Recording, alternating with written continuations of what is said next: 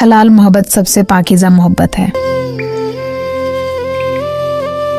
दरवाजा खुलता है। शोहर हाथ में एक छोटा सा गिफ्ट बैग लिए अंदर आता है। बीवी हैरान होकर, ये क्या है? आज कोई खास दिन है? शोहर मुस्कुराकर, खास दिन तो वो था जब आप मेरी जिंदगी में आई। ये तो बस एक शुक्रिया है। तुम बहुत प्यारी लग रही हो। बस करो। शर्मा रही हो?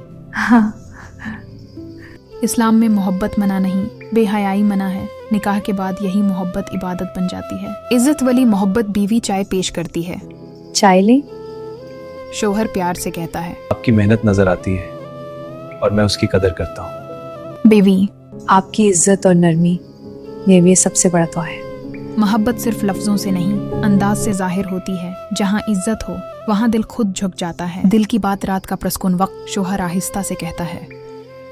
कभी कभी सोचता हूँ अगर आप ना होती तो मेरी जिंदगी कैसी होती। बीवी मुस्कुराकर, शायद थोड़ी कम मुकम्मल। दोनों हल्का सा हंस देते हैं। शोहर संजीदगी से, मैं वादा करता हूँ हमेशा आपका ख्याल रखूंगा। रोमानवी होना गलत नहीं, बस इसमें हया और एहतराम शामिल होना चाहिए। और उसके बाद अजान की हल्की आवाज।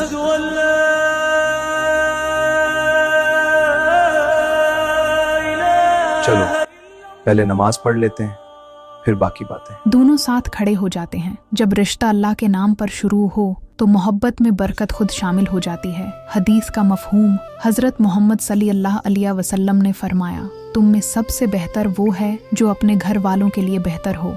बीवी तोहफा खोलती है। एक सादा सा स्कार्फ और हाथ से लिखी हुई चिट्ठी में लिखा है, आप मेरी दुआ भी हैं और उसका जवाब भी। बीवी की आंखों में खुशी के आंसू आ जाते हैं। हलाल मोहब्बत सबसे पाकीज़ा मोहब्बत है। ये दिलों को जोड़ती है और घर को जन्नत बनाती है। निकाह या मोहब्बत प्लस हया प्लस बरकत।